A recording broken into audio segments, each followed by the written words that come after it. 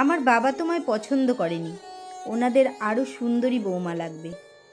তাহলে আমায় বিয়ে করলে কেন? আমার পছন্দ, কথা দিয়েছিলাম আজীবন পাশে থাকবো, তাই তো বিয়ে করে পাশে রাখলাম। বাবার অপছন্দের মেয়েকে নিয়ে সুখী হওয়া যায় না, দেখা যাক না কি হয়। অন্যদিকে ছেলের বিয়েতে নিশিকান্তবাবুর দীর্ঘশ্বাস। একমাত্র ছেলে, তবু তার অপছন্দের একটা মেয়েকে বিয়ে করলো, তার পছন্দের কোনো মূল্যই দিল না। কি হলো এত কষ্ট করে ছেলেকে বড় করে পড়াশোনা করিয়ে? তবুও তিনি বিষয়টা মেনে নিতে চেষ্টা করলেন, কিন্তু খানিকটা ভয়ও হলো। মেয়ে তো জানেই তাকে তার শ্বশুর পছন্দ করেনি। বিয়ের পর যদি কোনো মেয়ে জানে যে তার শ্বশুর বিয়েতে অমত পোষণ করেছে, তাহলে সে বউ বিগড়ে যায়, শ্বশুরকে নানানভাবে জ্বালা যন্ত্রণা করে। নিশিকান্তবাবুর কিছুটা ভয় হলো, এই মেয়েটাও কি সেরকম কিছু করবে, সবসময় ঠেস দিয়ে কথা বলবে? হঠাৎ এই সময় দরজায় ঠক ঠক আওয়াজ হলো। নিশিকান্তবাবু দরজায় তাকিয়ে দেখলেন ছেলের বউ দাঁড়িয়ে। স্নিগ্ধ স্বর ভেসে এলো, বাবা ভেতরে আসি?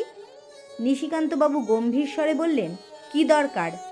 সিগারেটের ছাই ফেলার জন্য একটা অ্যাস্ট্রে এনেছি আপনার জন্য, দেখুন তো পছন্দ হয় কি না। লাগবে না।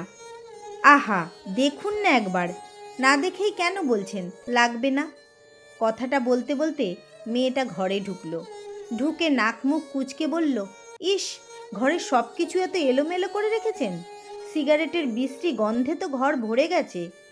নিশিকান্তবাবু কিছু বললেন না, মেয়েটাকে তার অসহ্য লাগছে। মেয়েটা পাথরের ওপর ডিজাইন করা একটা অ্যাস্ট্রে নিশিকান্তবাবুর সামনে এগিয়ে দিয়ে বলল, বাবা দেখুন তো এটা পছন্দ হয় কি না।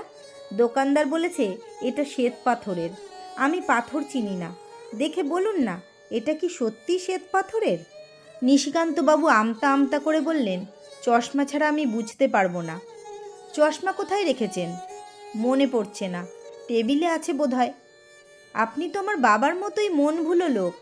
ভালোই হলো, দুই বাবাই পেয়েছি একই রকম। দুই বাবাই একই রকম। কথাটা শুনে নিশিকান্তবাবু বিস্মিত হয়ে গেলেন। মেয়েটা সারা ঘর খুঁজে চশমা এগিয়ে দিলেন। নিশিকান্তবাবু পরখ করে দেখে বললেন, হ্যাঁ শ্বেত পাথরের। উফ, বাঁচা গেল, আমি তো ভয়ে ছিলাম। আপনি একটু বাইরে যাবেন, আমি ঘরটা গুছাবো। লাগবে না, রেগে রেগে কথা বললে আমার কান্না পায়। নিশিকান্তবাবু নিরুপায় হয়ে ছাদে গেলেন। মেয়েটা তো ভারী জ্বালাতন শুরু করেছে। বিকেলে ঘরে গিয়ে তিনি নিজের ঘর নিজেই চিনতে পারলেন না। সব কিছু পরিপাটি, ঘরে হালকা মিষ্টি গন্ধ ভেসে বেড়াচ্ছে। খানিকক্ষণ বাদেই চা হাতে মেয়েটা ঘরে ঢুকে বলল, বাবা এই যে চা, বারান্দায় চলুন, আপনার সাথে লুডো খেলবো। লুডো খেলা পছন্দ না? তাহলে কোনটা পছন্দ? দাবা। ইস, আমি তো দাবা পারি না, তাহলে আমায় শিখিয়ে দিন।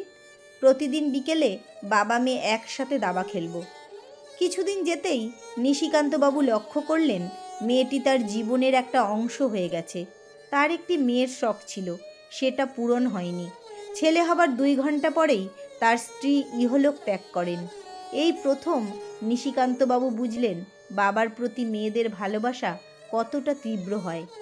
প্রায় 1 মাসের মধ্যেই নিশিকান্তবাবু সিগারেট খাওয়া পুরোপুরি বাদ দিয়ে দিলেন।